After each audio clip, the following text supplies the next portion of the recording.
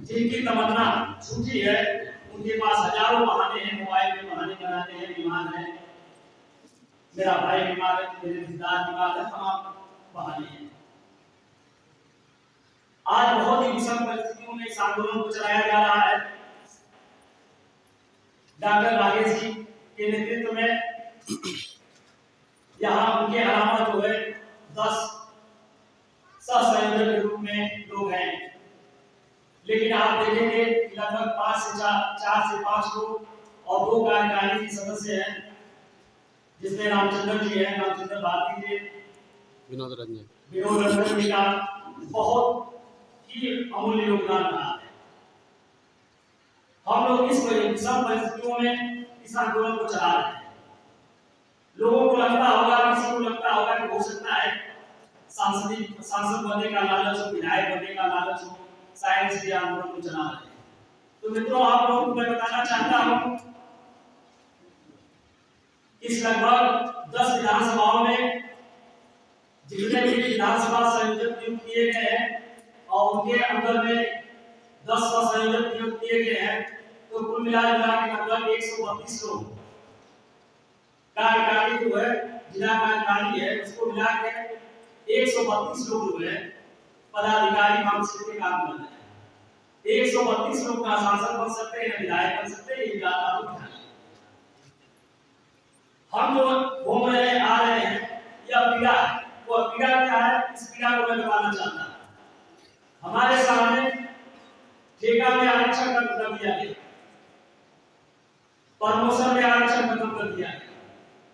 आप देखे होंगे प्रमोशन में जब आरक्षण लागू हुआ था तो हमारा जो हेड कांस्टेबल था वो प्रमोट करके एसआई हुआ और एसआई प्रमोट करके इंस्पेक्टर हुआ, इंस्पेक्टर प्रमोट करके सीओ हुआ, सीओ से जो है वो कप्तान बन गए।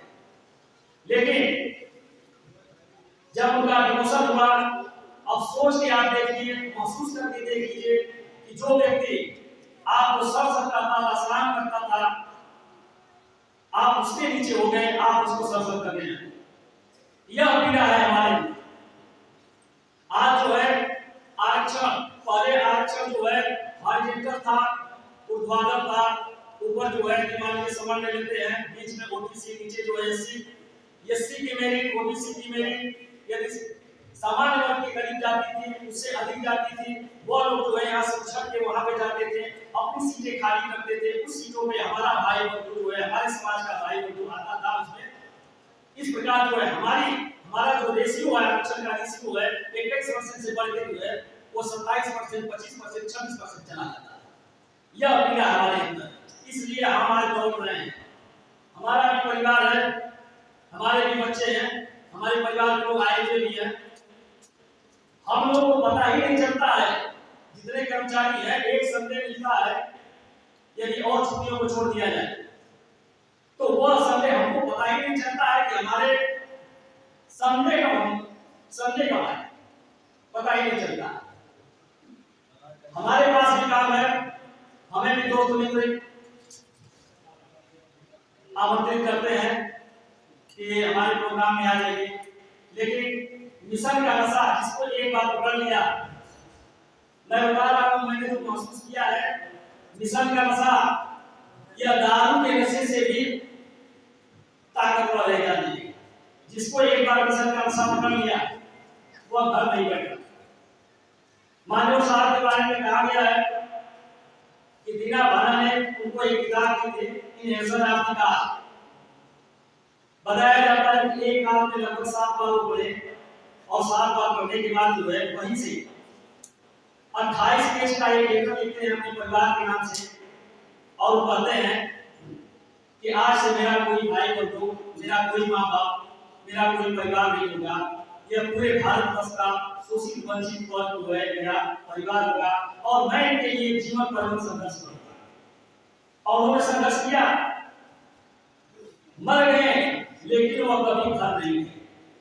उनकी मेहनत और संघर्षों की बदौलत आज हमारे के तन पे जो कपड़ा दिख रहा है, अच्छा जो ब्लेजर दिख रहा है, जो गाड़ियां दिख रही है, जो रहन सहन दिख रहा है, वह जो है मानव साहब, बाबा साहब एवं उनके पहले जितने भी हमारे महापुरुष रहे हैं, संघर्ष किए हैं, उनका नतीजा उनका परिणाम। इस कड़ी में मैं आपको बताना चाहूंगा कि जो भी मिशनरी व्यक्ति होता है, मिशन के लिए काम करता है, न कभी वो अच्छा पति बन पाता है, न कभी अच्छा बाप बन पाता है, न कभी अच्छा जो है बेटा बन पाता है। मैं इसका एक एग्जांपल दे रहा हूं। लेकिन जिन्होंने ये त्याग किया, उस त्याग का जो फल क्या है वो आप लोगों को मिल रहा है, हम लोगों को मिल रहा है। आप इस बात को गौर कर लीजिएगा, ध्यान दीजिएगा। बाबा साहब का आप देख लीजिए, जब डॉक्टर भीमराव अम्बेडकर गोलमेज सम्मेलन में जाते हैं, मैं पूरा बैठक नहीं बताऊंगा, इसलिए बैठक में आप लोगों को जगाने की कोशिश करूंगा।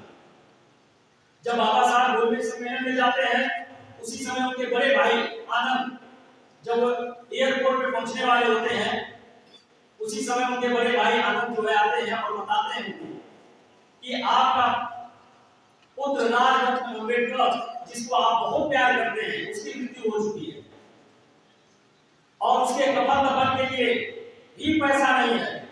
बाबा साहब कहते हैं यदि मैं गोलमेज सम्मेलन में नहीं जाऊंगा तो जो हमारे भारत के शोषित वंचित अस्पृश्य वर्ग हैं, जिनको यहाँ के सबल समाज जानवरों से बदतर भी जीवन जीने के लिए मजबूर किया है, इनके मैं दुखों को दूर नहीं कर पाऊंगा।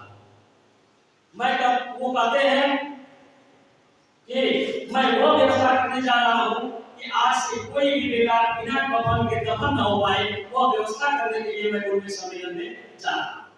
तो अब सोचिए कि अपने मरे हुए बेटे को छोड़ के वो चले जाते हैं, क्या वो अच्छे पिता कहलाए? लेकिन उन्होंने जो त्याग किया, उस त्याग का पूरा समाज लाभ दे रहा है। आप तथागत बुद्ध को देख लीजिए, यह दुनिया के दुखों को दूर करने के लिए अपने पत्नी और बेटों को छोड़ के, राजमहल को छोड़ के वो राजा और घर से निकल गए। हमारे लालचंद जी एक कहानी बताते हैं। एक बार तथागत बुद्ध जी जाते हैं तो उनके साथ उनके जो है शिष्य आनंद रहते हैं। तो जब रात जाते हैं तो रास्ते में जो है कई गड्ढे मिलते हैं और वहां पे गड्ढों के किनारे लाशें होती हैं। आनंद पूछते हैं कि महात्मा जी, बुद्ध जी, यह कौन लोग हैं और क्यों मर गए? वो कहते हैं आगे चलो। आगे चलने के बाद और भी लाशें मिलती हैं, इस प्रकार और से गड्ढे मिलते हैं। वो बताते हैं कि यह सारे लोग जो है पानी की खोज के लिए कुओं की खुदाई कर रहे थे और अकेले कुआं खोदने की कोशिश कर रहे थे। न कुआं खोद पाया, न प्यास बुझ पाई और सारे के सारे लोग मर गए। आज जो हमारे समाज में हो रहा है, अभी जो है एक मास्टर साहब क्या गया था हैंडल लेके, उन्होंने कहा मुझे पर्सन हुए एक पता नहीं कौन सा वाहन से है, उसपे भीमसेना लिखा हुआ था और वहां से जो है मास्टर साहब जो है उसको आमंत्रित किए थे। बड़े नाराज भी हुए कि मैं जा नहीं पाया।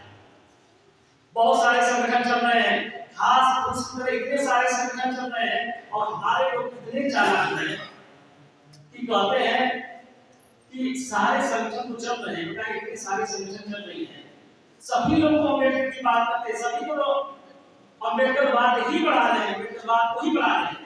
तो क्या दिक्कत है? इतने चालाक ये लोग हो गए हैं, इतनी पीड़ा होती है कि लोग कहते हैं कि सारे संगठन, जितने भी संगठन आए हैं वो सारे संगठन तो अम्बेडकर की बात करते हैं। तो दिक्कत क्या है? सब लोग अम्बेडकरवाद की बात कर रहे हैं, चलने दीजिए। लेकिन आप लोगों को ध्यान देना है, आप उससे पूछिए कि आपका अंतिम उद्देश्य क्या है, आप किस विचारधारा में काम कर रहे हैं। ठीक है, आप अम्बेडकर की बात कर रहे हैं, साहू की बात कर रहे हैं, फुले की बात कर रहे हैं, तो आगे आपका क्या उद्देश्य? और जब आप अम्बेडकर की बात कर रहे हैं, कांशीराम की बात कर रहे हैं, फुले की बात कर रहे हैं, तो मानव साहब द्वारा स्थापित जो संगठन है उसके क्या करने में दिक्कत क्या है भाई? यह सारे के सारे लोग घास फूस की तरफ हमारे संगठन को कमजोर कर रहे हैं। और जब अभी जो मैंने कहानी सुनाया है कि अकेले अकेले गड्ढा खोद रहे हैं, अकेले अकेले गड्ढा खोद के नहीं प्रयास करेंगे और न ही गड्ढा खोद पाएंगे, ये लोग बताएं। ये समाप्त हो जाएंगे, मर जाने का मतलब ये सारे संगठन समाप्त हो जाएंगे।